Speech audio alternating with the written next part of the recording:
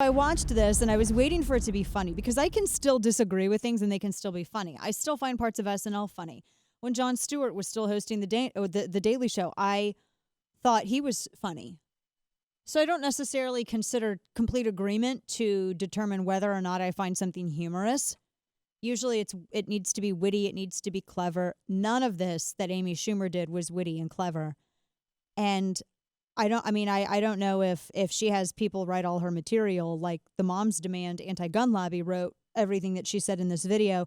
There was nothing in this video that was A, funny, or B, true. Like literally nothing that she was saying is true in this video. Like literally nothing. Zero. Nada. Nothing that she said was true. When she was saying that, collar bite, you bite your tongue, you silly goose.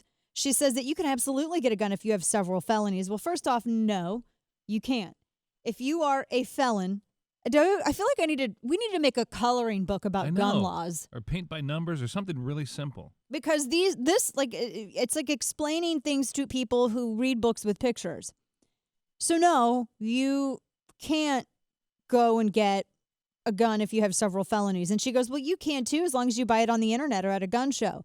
Again, no, you can't. You cannot go on the Webernets and Amazon Prime yourself a gun. That's not how that works. You cannot go on the internet and purchase and have a payment processed on the internet for a gun. That is not how any of this works. It doesn't work that way. That is not how this works.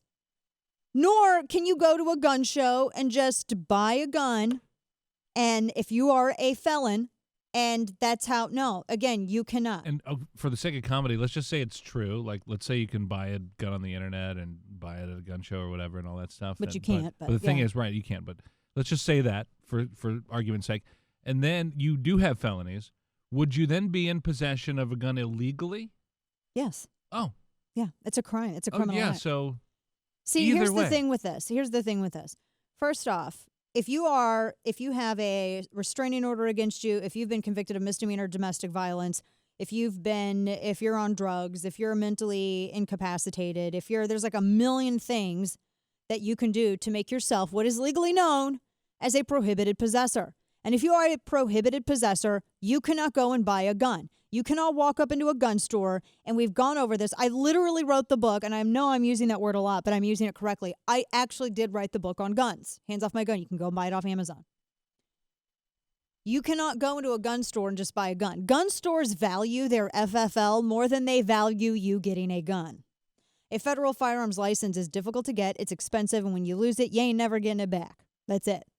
So they value that and the ability to do business more than they value somebody they don't know getting a gun. If they even think you're sketchy, they're not even obligated to run a background check or talk to you. They can have you march straight out of the store. In fact, that's what they did to Adam Lanza in Connecticut, which is why he stole his mom's guns.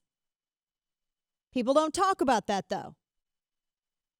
So you cannot, if you are a felon, buy a gun. You can't buy a gun on the internet and have it shipped to you. You cannot buy a gun and have it shipped to you, period. Period.